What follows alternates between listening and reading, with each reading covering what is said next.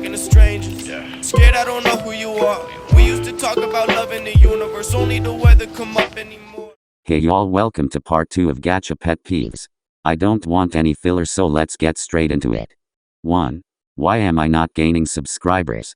The reason most tiny gacha channels like the ones with 30 or less subscribers aren't getting the attention they deserve because they probably 1. Don't know how to promote their channel properly, or 2. is doing the same thing as everyone else.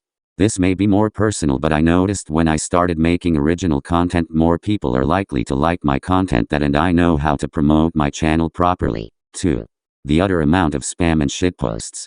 It's okay to once in a while do a few shitposts just to give yourself time to make content, or just because you can. Like myself, I have a spam channel dedicated to whenever I get bored for shitposting, but try to get back to your original content after.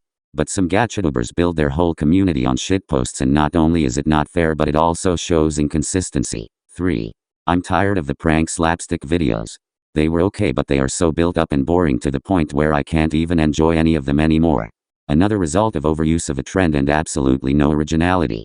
And before I get ᴾᴜᴜ, yes, I know little kids will want to recreate videos like the ones they watch from their favorite YouTubers like Lev Cameron or Piper Raquel. But essentially kids like this started the trend, and other channels run by older kids saw that kids were going viral, so they used it as an opportunity to bank off an idea the kids made. And it worked. But now it is yet another result of no originality in this community. 4. Gamers Nation is more creepy than bad. As we all know, or if you don't know, Gamers Nation is a gacha tuber who used bad or sensitive topic to monetize his videos and advertises to kids essentially. He makes these bad gacha videos, and since he's so popular, lots of kids thought, oh well, he made it and got popular, so I can do it too. Which is bad enough already. So not only in his time in the community has he left a bad reputation for the gacha community, but he's also admitted it, and it's obvious he had no excuse for his activities concerning his videos being bad and containing gacha. But why is he creepy? Because Gamers Nation is a teen at the youngest. When I first heard him, he sounded like an adult and seemed like one too. But after watching an interview on one of my favorite commentary channels outside of gacha, I learned he is a teen. That video is right here. And even if he is a teen, it's creepy and bad for him to do what he's doing at his age just for the money. I'm not exactly sure where he's receiving revenue, because a few of his videos have ads and a few don't.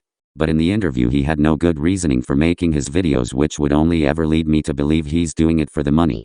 Anyway, I promise this whole video won't be about him, but I also just want to add that he is making similar stories with games like Toca Life and Neighborhood. Which Toca Life is literally an app for 4-6-year-olds. Literal babies. They literally made a show for kids, like it's specifically dedicated to kids. There is no getting around this. But anyway, I'll move on now. 5. The ones who complain about every hater ever. Like personally, I feel like there is a point at which you can stop addressing or giving the haters attention.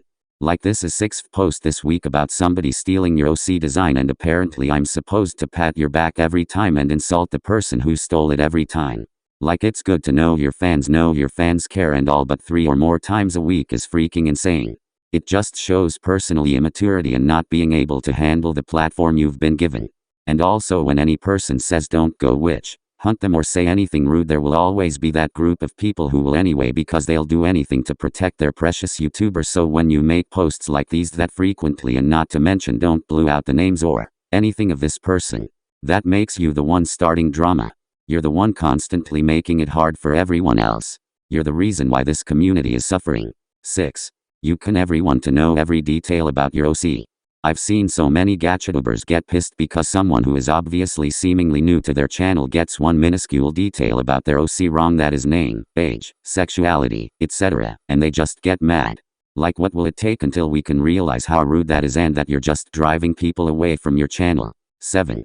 The gachatubers don't try that hard. Yes, a lot of gacha games consumer platform is kids who aren't particularly the best at art. But that doesn't mean we're lazy or can't do art at all. I'll take this time to maybe not brag about all the amazing artists in the community, and instead talk about how even if you're not the best artists, it still requires a lot to make a video. Like, you have little kids out here learning how to use complex editors, both photo and video, to publish their content online. That online is not easy. And yes, while sometimes in most parts of the community some people will just throw some screenshots together and call it a day, but that doesn't make all the community bad, because, and not to toot my own horn, but I just don't want to get reported by any YouTuber for using their video. In this video it took me nearly 4 to 5 hours on the graphic designing alone just to find out what worked and what didn't. I could have sworn in that span I tried at least 15 different designs, poking and probing until I found what worked the best. And I still hadn't even technically done the video editing itself. So yeah, it does take a lot more effort than you probably think it does. 8. The "it's not gacha heat" argument. Honestly, it's getting harder and harder to be lenient with these very obviously inappropriate videos in the gacha community. People constantly say gacha heat is different than this, but what they don't get is that universally gacha heat stands for everything inappropriate in the gacha community that shouldn't be there. And honestly, I'm pretty chill most of the time. Like if a song has an inappropriate word or words in the audio and the gacha user instead of using gacha uses art to portray these words, I won't mind it. But it stops at the point where you use your gacha characters to portray the song. People don't understand that gacha cringe is very obviously still in today's version of cool non-heater content. The whole point is to keep inappropriate content out. So when they use these inappropriate audios to portray their characters, it sends a message that for kids it's cool to do the same, continuing the cycle. And also, people only think it's gacha heat when it's deliberately cringy because a kid made it. Like if one of your favorite big gacha lovers did it with one of their well-designed OCs, it's no problem. But when a kid who watched it and decided to do the same but couldn't style their OC as well decides to do it because they saw someone big get popular off of it, it shows a lot about how people receive the content of different age groups and how they choose to take it. Well, I think that's it for this part, honestly. I tried to incorporate everything I missed from the last video and tried to expand on what I didn't think I talked about enough. If that makes any sense. Well, thank you for putting up with me for once again another video. And I'll see y'all on the flip. Bye. Thought I'd be